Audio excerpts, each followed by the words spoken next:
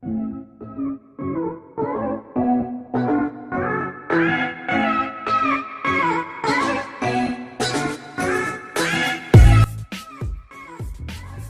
what's up mga kaJoyride? Welcome sa ating panibagong episode.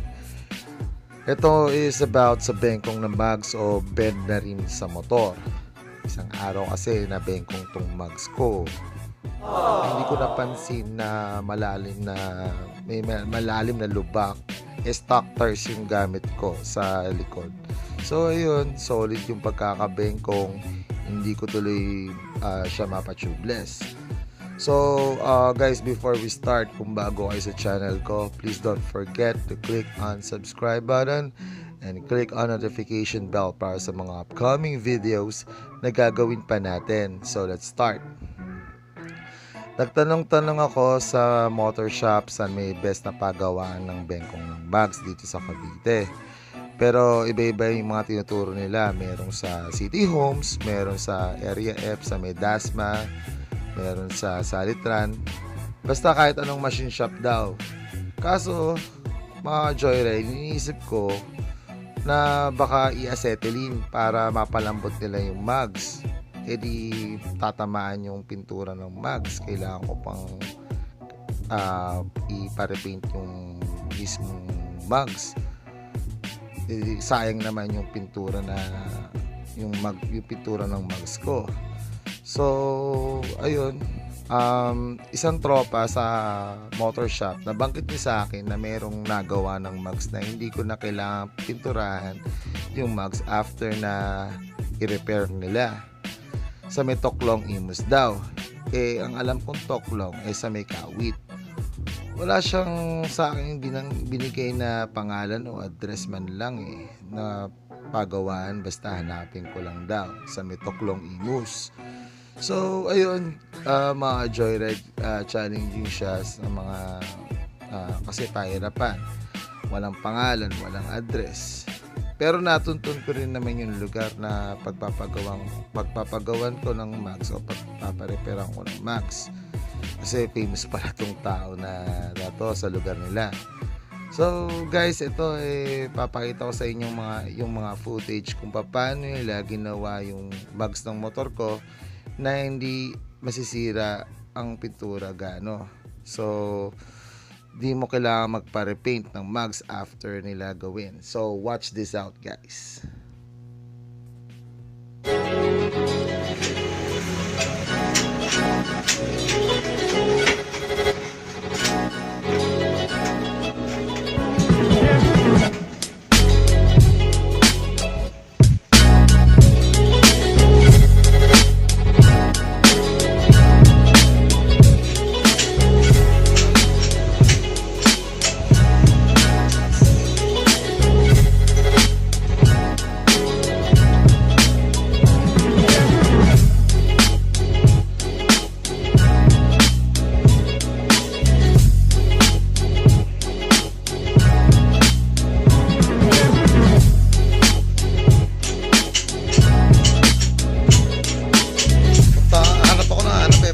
Toclong Imus Cavite. Toclong Imus. Wala, malapit sa medicion.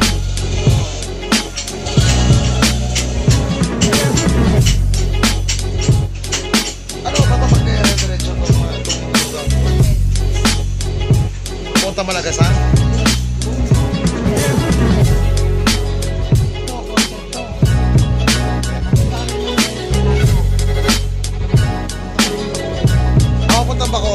Okay, papuntang Mabolo.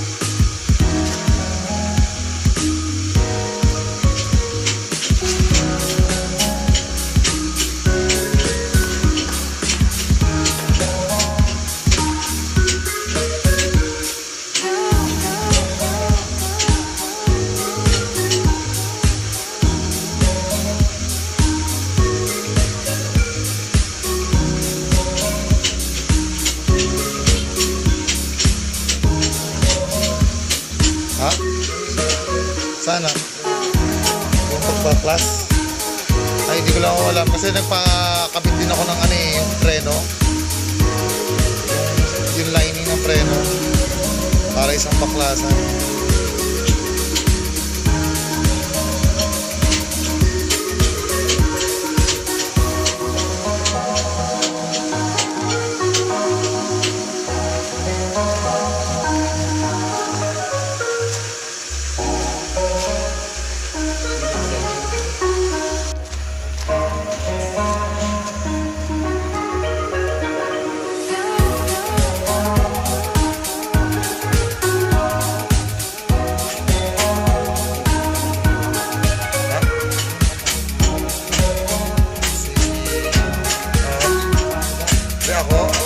Kasama ko siya.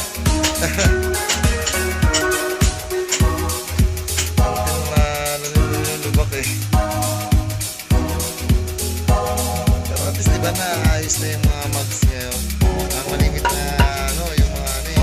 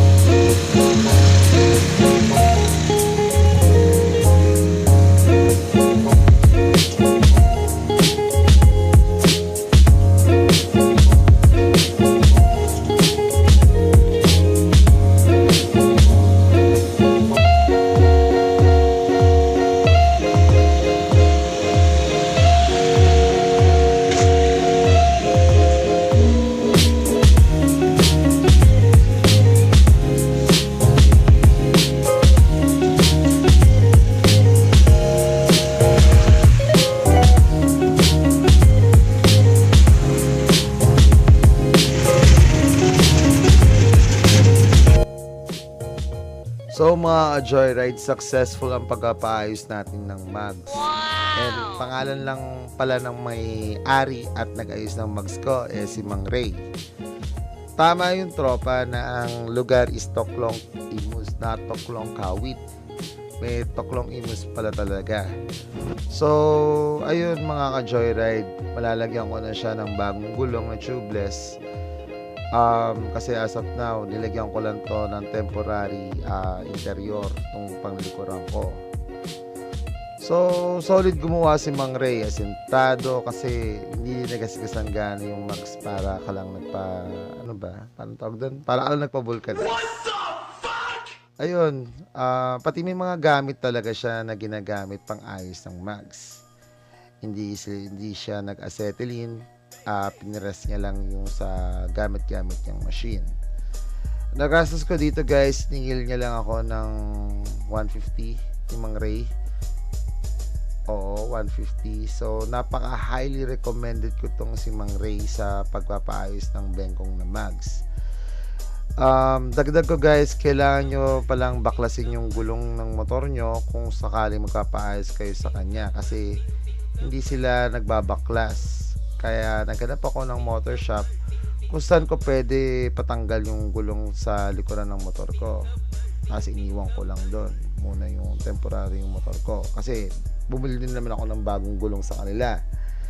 So ayun lang. So sana nakatulong tong video ko, lalo sa mga taga Cavite o tiga South. Di lang pala mags ng motor ang ginagawa ni Mang Rey, pati mags ng kotse kaya niyang banatan. So ayun lang. So mga kaJoyride, maraming salamat sa panonood ng video na to. So again, thank you for watching.